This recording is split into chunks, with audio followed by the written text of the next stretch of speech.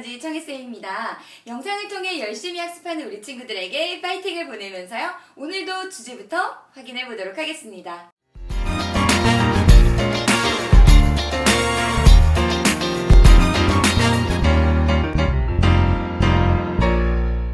자, 우리 친구들과 선생님은요, 판에 대해서 공부를 했고, 판의 경계에서 지진도, 화산도 자주 발생합니다. 라는 이야기를 함께 했던 거예요. 자, 그럼 오늘은 판의 경계에 조금 더 집중해서 살펴보려고 하는데요. 먼저 판을 간단하게만 정리하면, 판은 해양판과 대륙판으로 나눠졌었죠. 대륙판을 좀 생각해보면 대부분 화강암질 암석이었고요. 밀도는 상대적으로 작다라는 특징이 있었어요. 근데 해양판 같은 경우에는요, 대부분 현무암질 암석이었고, 상대적으로 밀도가 큽니다 라는 특징이 있었죠. 자, 그러면 이런 판과 판의 경계는 어떤 종류가 있는가 우리가 크게 총 3개로 나눠볼 건데요. 첫 번째는 먼저 발산형 경계예요. 서로 멀어지는 경계에서는 어떤 것들이 생성되는가 한번 살펴볼 거고요. 두 번째는 수렴형 경계예요. 서로 다른 판 혹은 같은 판이 서로 가까워질 때는 어떤 현상이 일어나는가 살펴보도록 할게요. 마지막에는 보존형 경계에 대해서 같이 한번 보도록 하겠습니다. 자, 먼저 첫 번째는 발산형 경계예요. 멘틀 대류가 막 상승하게 되면 거기에서는 서로 멀어지는 경계가 형성되게 되는데요. 이렇게 지금 해양판과 해양판이 서로 멀어지고 있는 이런 경우에는 거기에서 해령이 만들어지게 됩니다. 이렇게 만들어진 해령에 대서양 중앙해령이나 동태평양 해령이 존재하게 되는 거죠.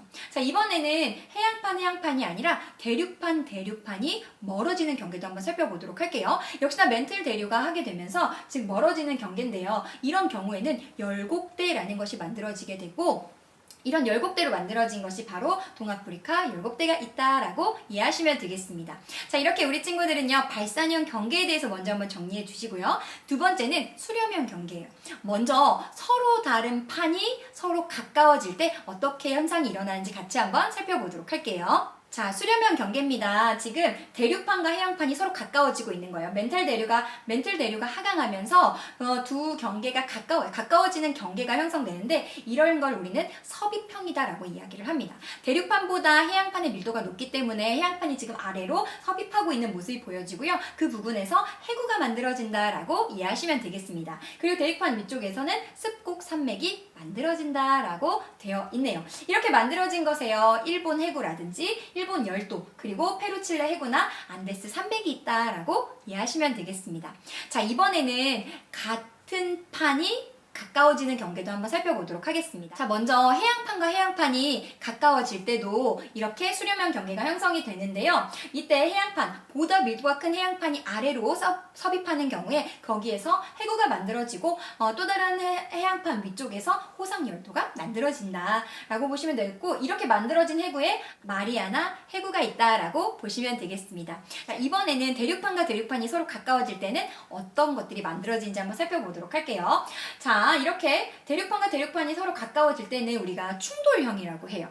그렇기 때문에 그 위쪽이 아주 꺼진 습곡 산맥으로 만들어지게 되고요. 이렇게 만들어진 것이 바로 히말라야 산맥이다라고 이해하시면 되겠습니다.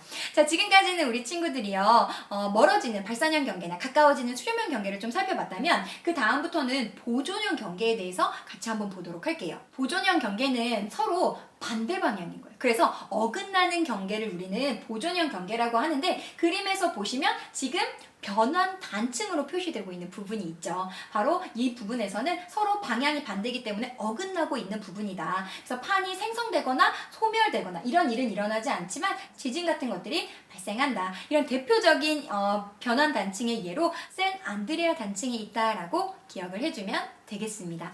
자, 오늘은요, 여러 가지 생소한 단어들이 나와서 우리 친구 좀 어려웠을 수 있어요. 중요한 것은 판의 경계를 3개로 나누는 거예요. 발산형 경계, 수렴형 경계, 그리고 보존형 경계. 각각의 특징들을 잘 잡아서 우리 친구들 그림과 함께 잘 이해를 해뒀으면 좋겠습니다.